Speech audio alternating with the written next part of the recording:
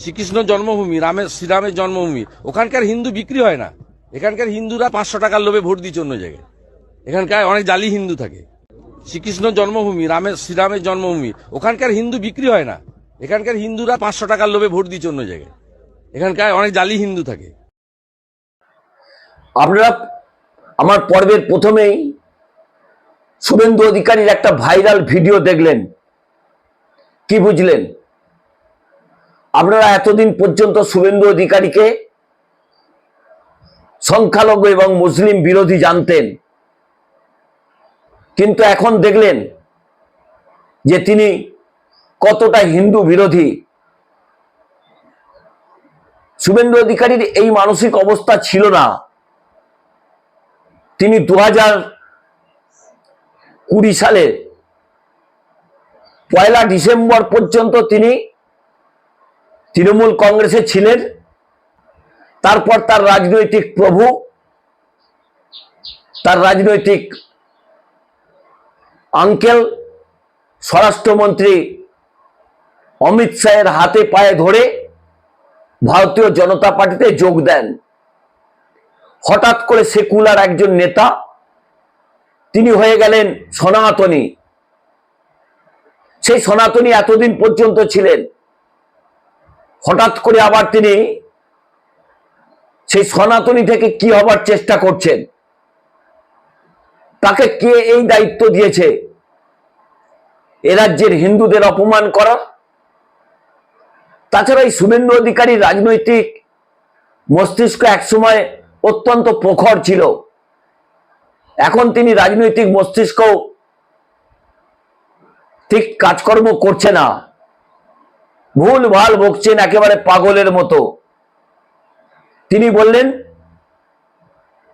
শ্রীকৃষ্ণের জন্মস্থান এবং রামের জন্মস্থান, সেখানের হিন্দুরা নাকি বিক্রি হয় না, এখানের হিন্দুরা নাকি 500 টাকায় বিক্রি হয়। এখানের হিন্দুরা নাকি জালি হিন্দু। যদি জালি হিন্দু কেউ হয়ে থাকেন তাহলে হচ্ছে শুভেন্দু অধিকারী নিজে জালি হিন্দু, কারণ তাকে ব্যক্তিগত আক্রমণ কোনোদিন আমি করি না, কিন্তু তিনি যখন এখানকার হিন্দুদের জালি হিন্দু বলছেন, এই দায়িত্ব তাকে কে দিয়েছে? তারপরে কি ভারতবর্ষের রাজনীতির তিনি কোনো খোঁজ রাখেন না? অযোধ্যা লোকসভা কেন্দ্র বলে কিছু নেই, সে কি ফৈজাবাদ লোকসভা কেন্দ্রের মধ্যে অন্তর্গত অযোধ্যা? সেখানে কিন্তু গত লোকসভা নির্বাচনে সমাজবাদী পার্টির নেতা অবদেশ কুমার তিনি জয়লাভ করেছেন, যেটা রাম জন্মভূমি হিসেবে পরিচিত। তাহলে সেখানের হিন্দুরাও কি বিক্রি হয়েছেন? সমাজবাদী পার্টির সাংসদ নির্বাচিত হয়েছেন।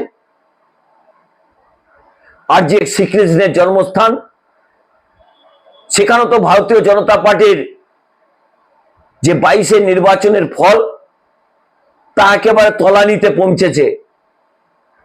শুভেন্দু অধিকারী এত মিথ্যে কথা বলেন, এত দ্বিচারিতা করেন, সবাই তো আর বোকা অধিকারী পরিবারের সদস্য নয় যে তার কথা সকলে মেনে নেবেন। আপনারা আরো একবার শুভেন্দু অধিকারীর বক্তব্যটা আপনাদের শোনাবো। তার আগে আপনাদের একটা অনুরোধ করি, আপনারা লক্ষ লক্ষ মানুষ চ্যানেলটিকে দেখছেন, জনপ্রিয় করে তুলেছেন। যারা চ্যানেলটি সাবস্ক্রাইব করেননি দয়া করে সাবস্ক্রাইব করুন, আপনাদের কাছে এই অনুরোধ রইল। এবার আপনারা শুভেন্দু অধিকারীর বক্তব্যটা শুনুন, তিনি কি ভুলভাল বকেছেন, একে কি বলবেন? মানসিক স্থিতি হারিয়েছে? শ্রীকৃষ্ণ জন্মভূমি, শ্রীরামের জন্মভূমি, ওখানকার হিন্দু বিক্রি হয় না। এখানকার হিন্দুরা 500 টাকার লোভে ভোট দিচ্ছে অন্য জায়গায়। এখানকার অনেক জালি হিন্দু থাকে। শ্রীকৃষ্ণ জন্মভূমি, শ্রীরামের জন্মভূমি, ওখানকার হিন্দু বিক্রি হয় না। এখানকার হিন্দুরা 500 টাকার লোভে ভোট দিচ্ছে অন্য জায়গায়। এখানকার অনেক জালি হিন্দু থাকে। শ্রীকৃষ্ণ জন্মভূমি, শ্রীরামের জন্মভূমি, ওখানকার হিন্দু বিক্রি হয় না। এখানকার হিন্দুরা 500 টাকার লোভে ভোট দিচ্ছে অন্য জায়গায়। এখানকার অনেক জালি হিন্দু থাকে। শ্রীকৃষ্ণ জন্মভূমি, শ্রীরামের জন্মভূমি, ওখানকার হিন্দু বিক্রি হয় না। এখানকার হিন্দুরা 500 টাকার লোভে ভোট দিচ্ছে অন্য জায়গায়। এখানকার অনেক জালি হিন্দু থাকে। আপনারা বিজেপির নেতা, বিরোধী দলনেতা অধিকারী পরিবারের মেজ সন্তান, তাকে কেউ কেউ খোকা বাবু বলেন। তিনি এখন রাজনৈতিকভাবে এতটাই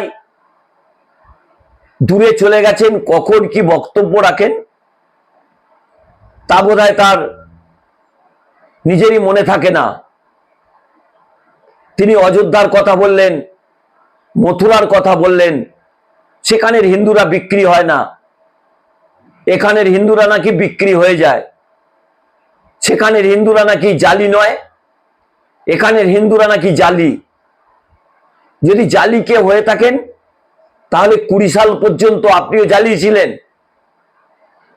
এখন তো আপনি মহাজালির মতো আচরণ করছেন। কেন আমাদের মতো হিন্দুদের আপনি জালি বলছেন?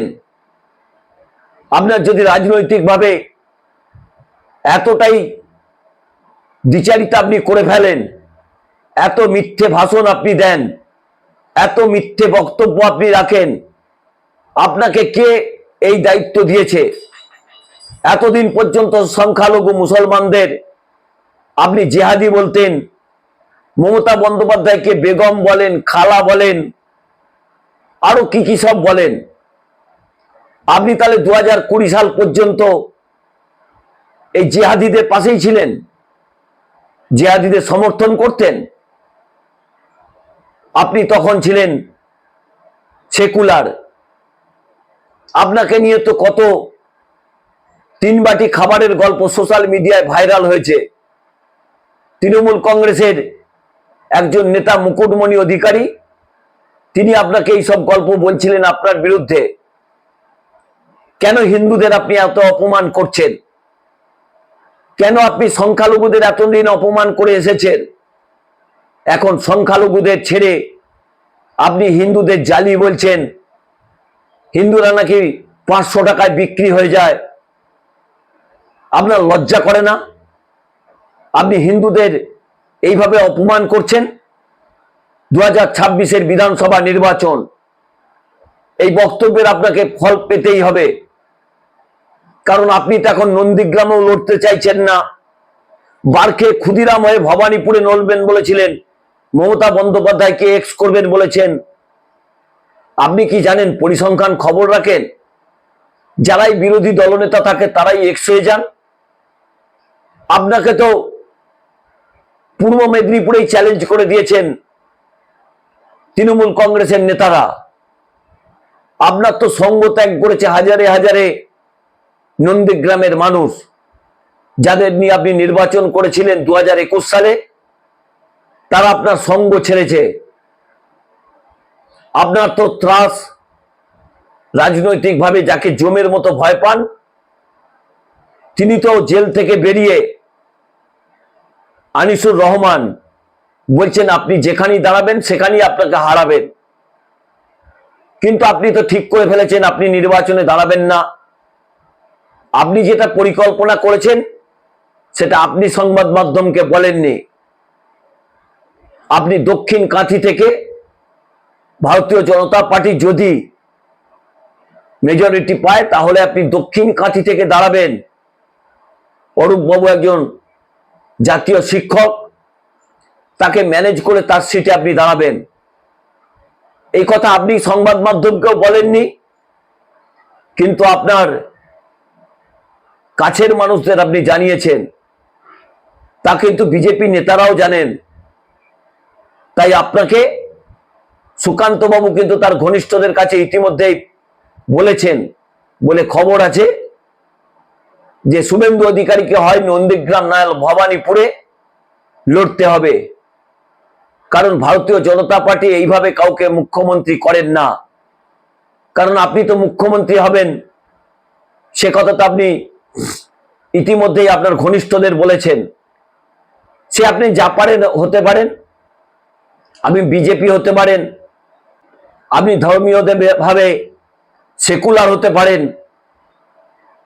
আপনি সনাতনী হতে পারেন, আপনার নিজের ব্যক্তিগত ব্যাপার। কিন্তু কেন আপনি সংখ্যালঘুদের জেহাদি বলছেন? জেহাদিদের সঙ্গে কি আপনার এতদিন ওঠাপড়া ছিল? আপনি এখন সংখ্যালঘুদের ছেড়ে দিয়ে এ রাজ্যের হিন্দু মানুষকেও আক্রমণ করছেন, তাদের জালি হিন্দু বলছেন, তারা 500 টাকায় বিক্রি হয় বলছেন, এর জবাব আপনাকে পেতেই হবে। আপনাকে তো তীব্র কটাক্ষ তৃণমূল কংগ্রেসের পক্ষ থেকে দেবাংশু ভট্টাচার্য করেছেন। সোশ্যাল মিডিয়াতে আপনি যখন দেখলেন সেই বক্তব্য ভাইরাল হয়ে যাচ্ছে, আপনি একে একে তৃণমূল নেতাদের ব্লক করতে শুরু করেছেন। কিন্তু পালাবেন কোথা থেকে? যদি আপনাকে পালাতে হয় তাহলে সমাজ মাধ্যম অর্থাৎ সোশ্যাল মিডিয়া থেকেই পালাতে হবে। কারণ আপনার দ্বিচারিতা এতদিন পর্যন্ত সংখ্যালঘুরা ধরে ফেলেছিলেন, এবার হিন্দুরাও কিন্তু আপনাকে ধরে ফেলেছে। তাই আপনি এইভাবে হিন্দুদের আক্রমণ করছেন। এতদিন পর্যন্ত আপনি সংখ্যালঘু মুসলিম বিরোধী ছিলেন, এখন তাহলে আপনি হিন্দু বিরোধী হয়ে গেলেন।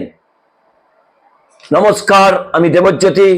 আমার এই ছোট্ট পর্বটি ভালো লাগলে দয়া করে চ্যানেলটি সাবস্ক্রাইব করুন, বেল আইকনটি ক্লিক করে আমার পাশে থাকুন।